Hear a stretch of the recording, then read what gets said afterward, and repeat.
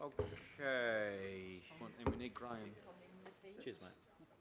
Okay. It's a Come on, Cam, let's get serious again. Gratuitous insults to me this time. Gratuitous insults to you. Who's insulting you? Preening myself in front of television cameras and all Of this. course you are. There's none left. I left my run a bit late. It's going to try and minimise. And we can say that now here we are.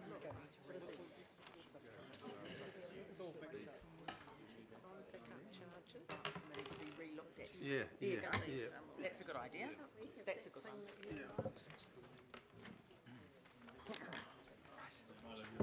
What's it going to be called? Development Auckland. Yeah.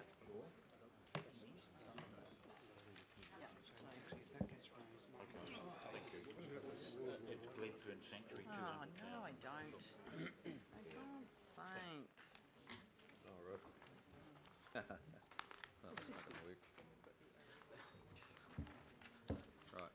Street gardens. Okay. All right. Okay. Now, councillors, we're into now parks, community and lifestyle. There's actually, just going back to the comment I made to Linda about her proposal, there are 1, 2, 3, 4, 5, 6 extra requests. Mine's a drop in the bucket compared to those, isn't it? Yes. Really? Under this, and look, what I think the best idea is, so to give you a heads up as to where I'm thinking in terms of the rest of the day, I think it's been quite a good and rigorous day, and I want to call it quits at 4:30. If I thought we would finish it, I'd go for it, but we're not going to. So, well, hang on. No. So, I mean, we're going to be here back tomorrow, so let's not get too stressed out. So we will call it quits at around that time. These many and varied requests, what I'd like to do is just get a little bit of reporting back and beside these. So they are, sort of regional events budget increase, festival of photography, blah, blah, blah. So I wonder if we can hold those as items that we will do in beside Linda's once we've gone through everything else and get a sense of what it all looks like, but also get just a little bit of advice, reminder advice on some of these things. But the one thing that I would like us to deal with is the libraries. All right, now I've got as you know, a proposal in there, and we've had quite a discussion on this, and I'm proposing to ask, there she is, Alison. The libraries team have come up with another alternate, and I want to give them the opportunity of explaining what that all might look like. Cameron has delivered on his suggestion, and he's got a proposal here, which perhaps we can roll up, and then of course we have what sits there in existing. But I'm interested to hear what Alison has got as a suggested way forward. So I'd like us to do the libraries first, and then the balance of what's on that page there, and all of those other amendments and additions. We'll get a little bit more work in beside those so that we can reflect on those overnight and deal with them tomorrow towards the back end once we have an absolute clear vision of exactly what we've got left in the budget. I'll second Councillor Brewer's. You will? Okay, excellent. That's not a Councillor Quack's second, just for the sake of No, debate. that's a wholehearted. Councillor Quack's got more enthusiasm. Councillor Chris, just apropos what I've just said. I do have an amendment, I think, consistent with the advice that's coming from Ms Dobby on libraries. Councillor Chris, yes. Chris and Chris. Yes, it's the Chris Cross. Can we deal synergy. with the war memorial one? Yes, we're going to deal with those that are actually on the agenda, and so we will spend a bit of time dealing with that, I suspect. So, Alison, the floor's yours. Thank you, Your Worship. A report was distributed, emailed to councillors yesterday evening, and I understand that there is hard copy available if people need one. After the discussion yesterday, we went back and rethought the proposal. We understood that there was really very little appetite for a reduction in opening hours based on the feedback that had been received through the consultation process. So we did some further analysis, and we have brought forward 3 options that would achieve the same financial targets as that which would have been achieved by reducing the opening hours, and this is what I'd like to present to you. And there is actually recommendation in this report as well. I don't know if that's available to go on the Yes, screen or not. Yeah, I hope so. So first of all, we had done a lot of work around what a standardisation of opening hours would look like without any reduction in the hours. We believe that there is merit in that standardisation of opening hours because it would retain the same total number of opening hours across the region, but would redistribute them more equitably so that legacy arrangements were no longer such a strong factor. And that if we achieved that redistribution to achieve equitable access, then if local boards decided that they wanted to add increased hours, then they would be able to add the LDIs starting from a common sort of equitable base rather than a base of disadvantage, as has been the case over the last few years. Under that proposal, no libraries' hours would reduce from 7 days to 6 days, but quite a large number of libraries would increase from 6 days to 7 days. And there are other small adjustments in the opening hours that are proposed based on usage, so that in those times of day when a library receives very few customers, then we would reduce the opening hours at that point. So we've done this analysis to try and minimise impact, but to achieve the equity, and this still does deliver a small saving of $300,000 a year. And the breakdown is in attachment 1 of that report, so you can see both by library and by local board what would be changing. So we as officers believe that that is a sustainable and equitable solution for library opening hours moving into the future.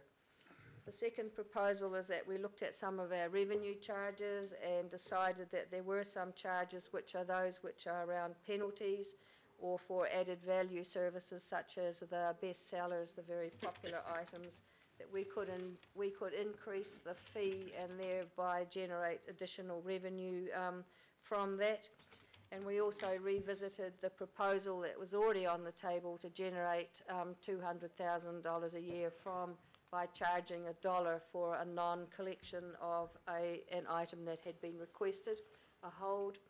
We decided that we could increase the level of that fee to $2 to generate an extra $200,000 of revenue, but in doing so we would exclude children from the fee. So it would be a fee that would apply to adult patrons only, that if they had placed a request and not collected it, that they would pay a fee of $2. So that's a way of increasing the revenue there. So altogether, the revenue increases that we have proposed add up to about $470,000, and we've tried to identify those charges that have least impact on equity of access. And finally, we looked at some further service efficiencies that we could find that have minimal impact on customers, and these include such things as reducing consultants, research and analysis contractors, and that we believe that we can find an additional $500,000 in savings for that. So putting that together with the proposal that was already on the table around the corporate library, the slower processing of collection items, the regional events, then that brings the savings target to $2 million with only a minimal change in opening hours for a small number of libraries by applying that revised standardisation approach. So we hope that these recommendations make sense for you. Okay, look, Alison, I'm happy to move the receipt of that and to move that recommendation. I understand Councillor Chris Darby would second that. And so for myself, I want to express my appreciation for the fact that the libraries were listening, and secondly recognise the need to find efficiencies where we can, but at the same time deliver a brilliant service, and we know you do. So I really appreciate the good faith in which you've taken our requests and the comments. Councillor Chris. Yeah, and I don't think this needs too much discussion other than acknowledgement actually to the whole team. I think they've worked really hard here under pressure. So Alison, to all the people standing behind you, thank you very much. And Mr Mayor, maybe just behind standardisation under A is maybe bracket attachment 1, would that? That would help. That would help, just to make it clear.